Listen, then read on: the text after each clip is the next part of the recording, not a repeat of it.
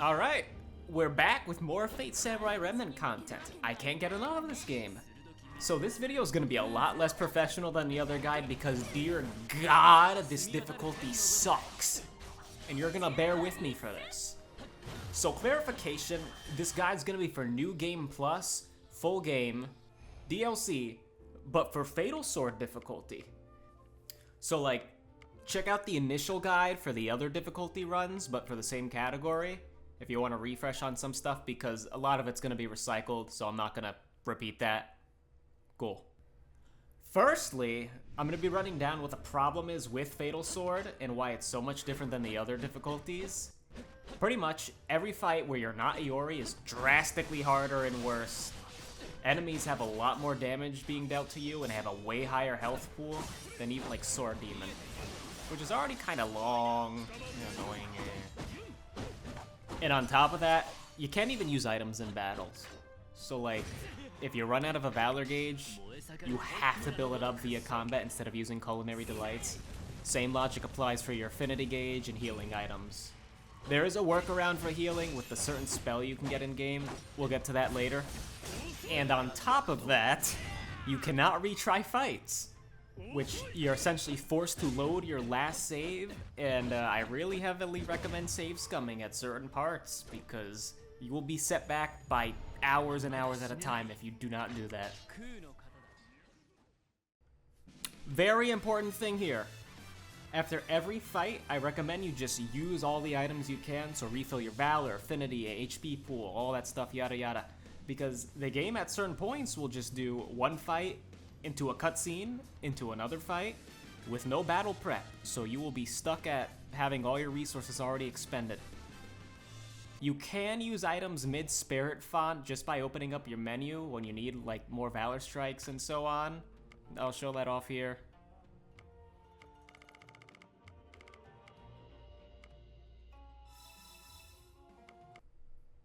As I'm recording this, DLC 2 is already out, and I pretty much grinded everything for it, so Iori's back and maxed again. There's some useful stuff we got from it, so I'll be going over that. The difficulty is one instance where the DLC content actually helps.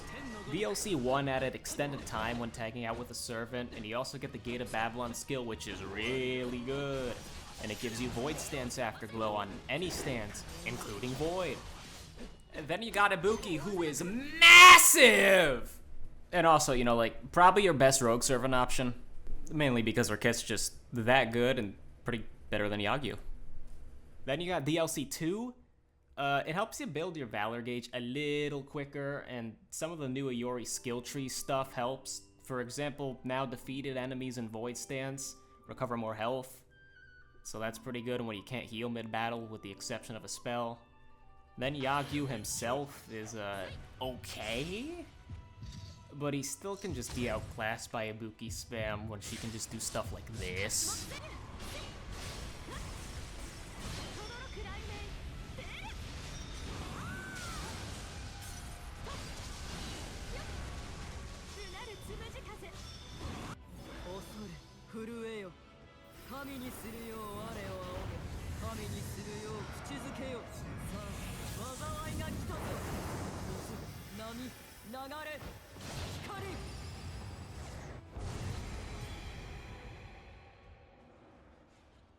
As for Iori, you'll be changing your skill and stance setup a little bit, so let me explain that. You're going to be using Void Stance a lot more than you usually do, but you're going to keep using Valor Strikes in the Earth just because they're still quick. Fire Stance, on the other hand, which we're going to talk about now, is way more valid than the other runs. It's high risk, high reward. You get super high damage, albeit at low health. So I'd say if you want to play it safe, switch into Fire Stance when you have Afterglow around yellow health or about half your HP bar. That'll make it the most worthwhile without putting you at too much of a danger. Don't forget, this is the only time you're gonna really see it, I'd say, but Iori has a full HP revive. It comes from the Earth Stance skill tree, which if your save file's already maxed, you'll have it. So pretty much per encounter, you will revive once. I'd say in that case, start out with Earth Stance Valor Strikes, swap to Void so you can just do a bunch of quick damage, And if at any point you get to low health, then swap the fire. And then if you have to revive, switch back the void. You got the deal now. Okay, so for the most part, you want to keep Yori's skills, you know, the gem ones, the same. Gilgamesh's Gate of Babylon skill is pretty damn good, and it even gives you a nice Void Stance Afterglow. Yagyu's skill from DLC 2 also does the same thing, where you get a Void Afterglow, and I think it makes your attack speed a little faster. Not entirely sure on that one, but it's essentially interchangeable with Gate of Babylon and whatnot. The only other spell that you might be changing out with, which I at least recommend, is Golden Glow. Full HP heal for 6 gems. It's pretty much your only source of healing aside from Void Stance in this difficulty. So be sure to gem manage wisely, and if you happen to run out, just go to the workshop and dismantle some of these mountings for a quick 99. And also be sure to create some in the workshop to pick up later if you need them. Worth note, the Wind Stance skill tree has a skill where there's a chance you just don't consume gems when using them. So hypothetically in a fight, you could just spam spells and not lose a single one. Not sure about those odds or statistics on when you actually consume them or not, so just plan accordingly and play it safe. Saber's a lot more useful now in this run too. Pretty much the tag out system has a lot more value than it normally would, considering Saber has their own separate health bar. Plus, their Noble Phantasm does a lot of damage and is definitely worth spamming on some bosses since it carves a huge chunk of their HP out of them. Skills worth using with Saber are still the same, so stick with Undertow, Breaking Wave, Fluid Motions, and your Noble Phantasm refill skill. Definitely try to take advantage of whenever Saber tries to do a team attack with you, as that's just free damage and a temporary stun on the enemy. Rogue Servants can also be tagged out, but stick with Ibuki and Yagyu for most of the run. You know, as I explained them before, they're DLC servants, they're strong, but honestly Ibuki's still better than Yagyu in every other way. So Ibuki it is. Yes. You will be using Yoshinaka at a certain point, however, to prepare for what I consider the worst fight in the game. Which, we'll get to that later, but just keep that in your head for now. So I'm gonna get into some specific stuff for each chapter now, that way you can just jump around and see, alright, what's so different about this from the regular difficulty runs. Okay, cool. So here's some things in chapter 2 you want to keep an eye or ear out for. During the giant Orochi fight, you have to use Saber, then Musashi, then Saber again against Rider. Saber's fine since they have a skill to use, you know, their Noble Phantasm as much as you need. You got 6 affinity gauges, it speaks for itself. They're meant to be stronger than the rest of the other servants, but oh boy, Musashi's a problem. She's got no skill tree, so those stats don't match up to most of the other cast members, and her move pool lacks anything unique enough to really help with the fight. So the fight against the big snake, with her particular, pace out your constant, you know, single cost affinity gauge moves as much as you can. Try to get a stun loop going with the snake, and then drop your Noble Phantasm whenever you get it. Rinse and repeat. Like, I don't care if she has huge knockers. Why is it that we have to use characters that aren't our own in a Fate property that's set in early Japan specifically for a fight where they're terrible? Oh, hold on a second, wait. That's just Samosa! Towards the middle of chapter 3, when you get into the Jalter fight and beat her, be sure to use your items afterwards. You're forced to fight against Ku with Jalter, which, like, she ain't bad, but, like, no skill tree and no items, it's a little tough. She's got some sort of super armor type thing to her when her fire's up, so, that's neat, but same deal as usual. Try to pace out your one-cost moves and then NP when you can. Immediately after that, though, you're thrown into a fight against Arjuna being buffed by Arya, so good luck. Hope you know, used items after the Jalter fight, because that carries over and you don't get a break. Then after that, you gotta fight Samson as, guess who, Musashi again!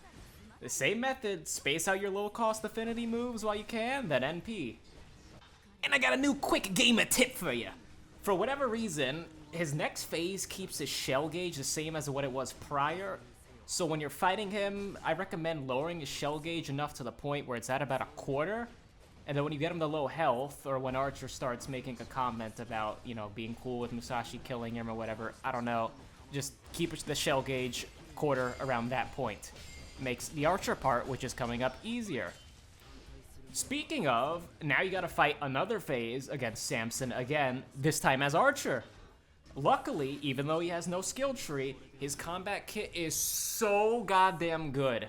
Like, holy hell, uses 3-cost affinity move for the arrow rain, then you just do a light, heavy with his fire tornado move, and it just keeps him looped and looped and looped. He is so goddamn good.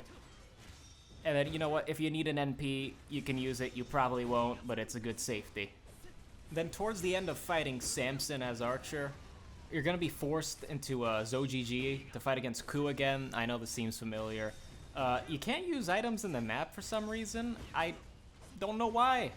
So watch out for that. He's not too difficult of a fight. But reminder, if you lose a single one of these fights, you have to reload your save no matter what. And you cannot reload a mid-battle save. So if you lose the Samson fight as Archer, you gotta roll all the way back to Jalter.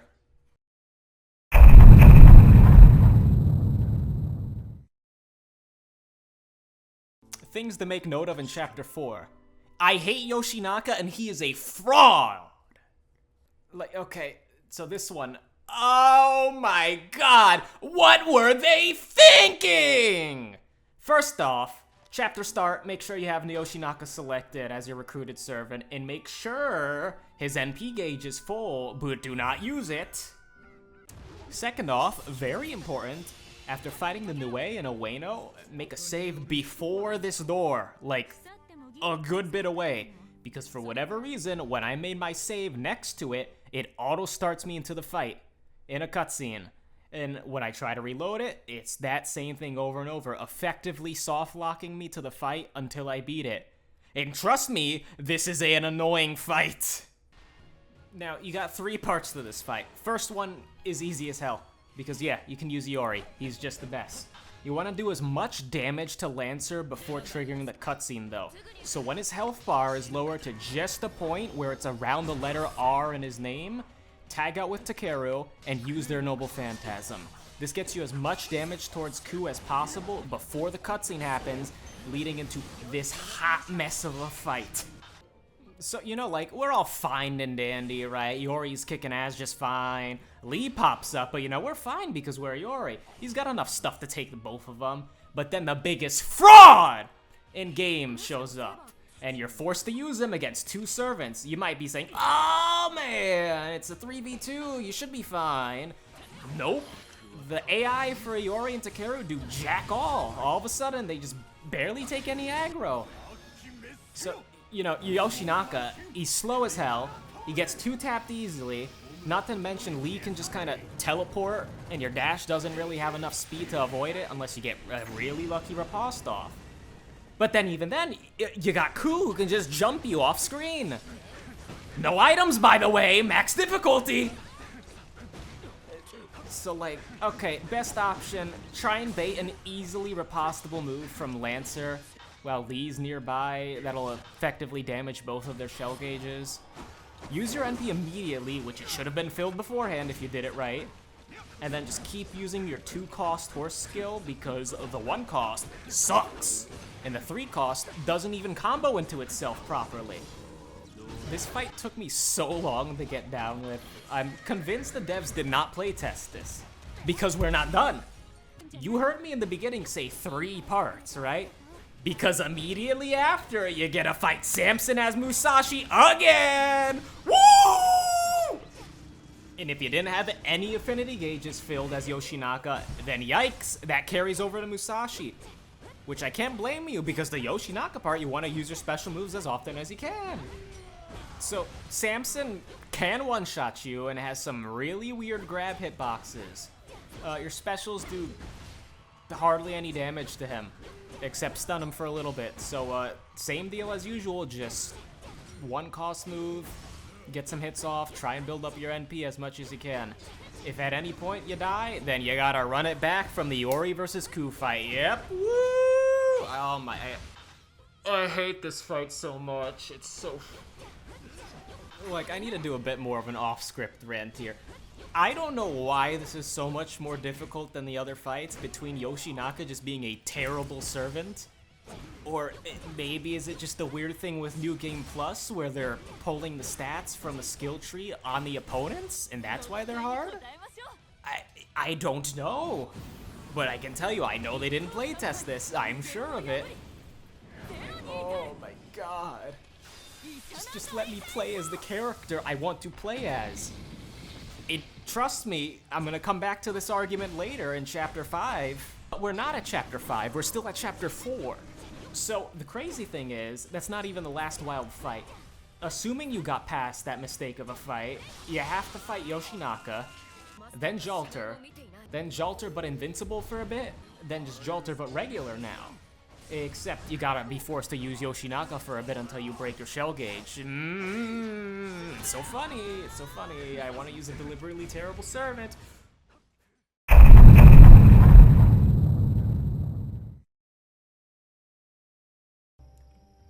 Now we're at Chapter 5 again. Finally. Okay. Almost there. Run through your usual eventual stuff, you know, the spirit fonts and whatnot, until you get to the point where you fight Yui and Ryder. Clown down on them because they are not hard. And then eventually, you have to fight Ushi's true form, which has 3 phases, and... Oh. No. No, God, he's back! No! But luckily, you're not forced to use him. Wait, but... Huh?! So you're telling me I have to use him in the biggest gank of the entire game, but here it's optional. Here it's optional in the fight he was trying to prep for lore-wise the entire time! Why?! I'm livid. Devs? What did you mean by this? Why is there 3 different takes for this? Why is it that you have to use him in the worst fight, then you only have to use him for a shell gauge break, then he's just completely optional to use? There's no consistency!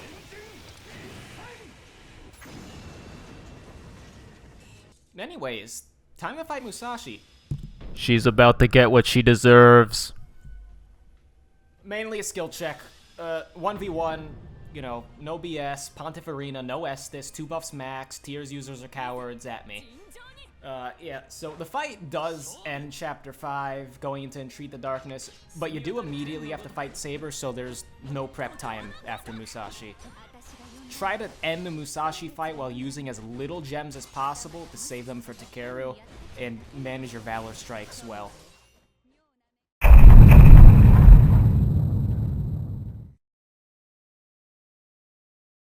They might have been roommates.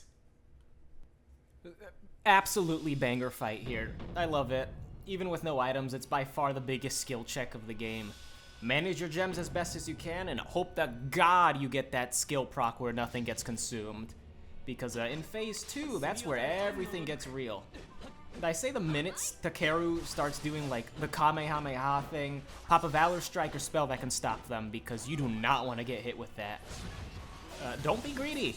And be sure to abuse the easy riposte that you can do, because it's free damage.